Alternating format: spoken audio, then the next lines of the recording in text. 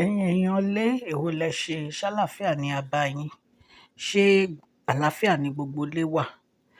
A dúpẹ́ lọ́wọ́ Ọlọ́run fún ọjọ́ èní. Ẹ dẹ̀ kú ètò èní. You are welcome back to my channel. Mo dúpẹ́ púpọ̀ lọ́wọ́ gbogbo ẹ̀yin tẹ́ ń subscribe sí channel mi o. Òkè òkè lọ́lá yín á máa lọ. Ọlá yín ò ní lọ ìsàlẹ̀ láéláé. Èmi ọmọ yín, Mashola Gist TV. Mo tún dé bí mo ṣe ń dé o. Ní agbára Ọlọ́run, gbogbo ẹ̀yin aráalé, àánú Ọlọ́run á dájú lórí gbogbo yín o. Gist tèmi, wọ́n ní Mariam àti Olori Ronke, wọ́n ní wọ́n wọ wàhálà o.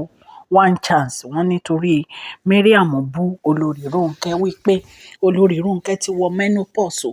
Wípé Olori Ronke kò lè bímọ. Ìtorí ẹ̀ ló fi ń gbèjà Queen Naomi ní ìgbà yẹn. Wípé kí Queen Naomi padà wá sínú palace. Wípé a máa ṣe kùrùkẹrẹ mọ́ kábíyèsí. Wọ́n ní bí Olori Ronke ṣe fún un ní ìfọ̀tí nìyẹn. Ẹ̀yin aráalé, ẹ jẹ́ ká jọ gbọ́ gist tèmi. Mo dúpẹ́ lọ́wọ́ gbogbo yín o. Bí mo ṣe ń sọ, Yorùbá ni mo máa ń sọ lórí channel mi. Mo dẹ̀ máa ń sọ̀rọ̀ nípa celebrity gist and royal gist. Gbogbo ẹ̀yin tẹ́ bá ti subscribe, ẹ lọ subscribe o, so that tí n bá ti post any gist ẹ máa rí. So ẹ jẹ́ ká lọ sínú gist tèmi. Bí a ṣe ń sọ lọ, ṣé ẹ mọ̀ pé ní ọdún ọlọ́jọ́ tó kọjá yìí, wọ́n ní kábíyèsí pèpè ààyè sílẹ̀ fún Queen Naomi torí kábíyèsí ti ròyìn pé Queen Naomi máa wá. Wọ́n ní ṣùgbọ́n ìgbà tí Queen Naomi ò wá, tí gbogbo ayẹyẹ yẹn tó kọjá, wọ́n ní àwọn olórí wa ń sọ̀rọ̀. Wọ́n ní bí Mariam ṣe tako Olori Ronke nìyẹn, pé Olori Ronke ṣekúṣẹyẹ ni Olori Ronke. Wípé àwọn náà ni wọ́n fà á tó jẹ́ pé kábíyèsí wọ́n fi lọ ń pèsè ààyè sílẹ̀ fún Queen Naomi. Wípé kí ló dé tí wọ́n máa gbọ̀n lẹ́yìn kábíyèsí all the time. So ó ní Olori Ronke ń support kábíyèsí kan mú Queen Naomi padà wá sí inú palace. Wípé ó máa gbọ̀n tẹ̀lé kábíyèsí, á máa ṣàbòsí. Wípé òun dẹ̀ mọ̀ pé nítorí ó ti wọ menopause ló fi ń ṣe bẹ́ẹ̀. Wọ́n ní bí Olori Ronke ṣe sọ fún un nìyẹn, pé kó má ever dá sí ọ̀rọ̀ mọ́ nínú palace. Wípé gbogbo nǹkan tóun bá ń sọ, òun ò fẹ́ kó gbẹnu ẹ̀ sí mọ́. Wọ́n ní bí ọ̀rọ̀ yẹn bó ṣe di wàhálà nìyẹn o. Wọ́n ní bí Olori Ronke ṣe sọ èyí, wọ́n ní Mariam ṣe takò wọ́n nìyẹn, pé òun kúkú mọ̀ pé nítorí ó ti wọ menopause kò lè bímọ. Ìtorí ẹ̀ ló fi ń ṣe bí ọ̀dẹ̀ fún kábíyèsí. Ẹ̀yin èèyàn lé, no be small thing o. So wọ́n ní bí Mariam ṣe sọ yìí, pé Olori Ronke ò lè bímọ mọ́, wípé ti wọ menopause, pé nítorí ẹ̀ ló fi ń ṣe kùrùkẹrẹ mọ́ kábíyèsí tó ní kí Queen Naomi padà wá sínú palace. Wọ́n ní bí Olori Ronke ṣe fún un ní ìfọ̀tí nìyẹn o. Wọ́n ní bí Olori Ronke ṣe gbá létí báyìí, wọ́n ní palace, wọ́n ní palace ń ṣe gbìgbìgbìgbì ni. Ó ya gbogbo ènìyàn lẹ́nu, wípé lẹ́nu ọjọ́ mẹ́ta yìí wọléwọ̀de Mariam àti Olori Ronke pọ̀ díẹ̀. Ó tún wá ya àwọn èèyàn lẹ́nu pé ó ṣe jẹ́ pé ìgbà tí kábíyèsí ṣe ọdún ọlọ́jọ́ tán, tí wọ́n jáde nínú ìyẹ̀fù, ní gbogbo wàhálà yìí tún ṣẹlẹ̀ láàrin àwọn olórí tí wọ́n ń jà. So ẹ dẹ̀ rí i pé lẹ́nu ọjọ́ mẹ́ta tí kábíyèsí lọ sí inú ìyẹ̀wù yẹn fún ọjọ́ méje, ẹ rí i pé peace wà díẹ̀ nínú palace, kò sí awuyewuye, kò sí wàhálà.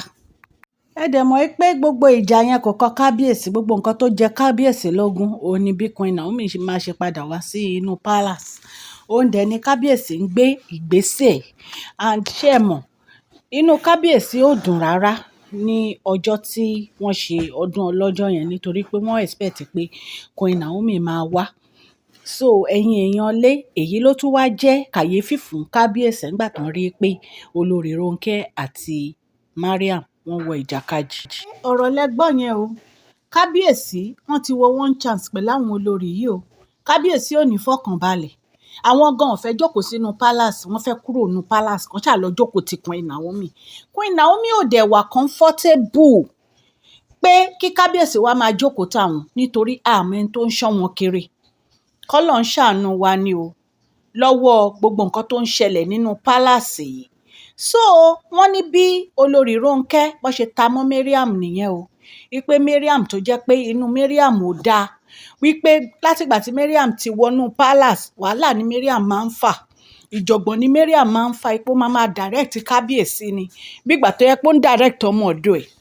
Wọ́n ní bí Mariam ṣe ta mọ́ Olori Ronke ni pé kó gbẹ́nu sọ̀hún, wípé Olori Ronke is green snake under the green grass, wípé Olori Ronke máa ṣe bígbà tó yẹ pé innocent ni, wípé ìwà tó wà ní ọwọ́ Olori Ronke, ó ní Olori Ronke lè túlé, ó ní ìkà ní Olori Ronke. Ẹ wo ẹ̀yin èèyàn lé mélòó la fẹ́ sọ, ọ̀rọ̀ yìí ti pọ̀ jù, àfi kí Ọlọ́run bá wọn yanjú ẹ̀ o, àfi kí Ọlọ́run fún kábíyèsí ní ìfọ̀kànbalẹ̀ o.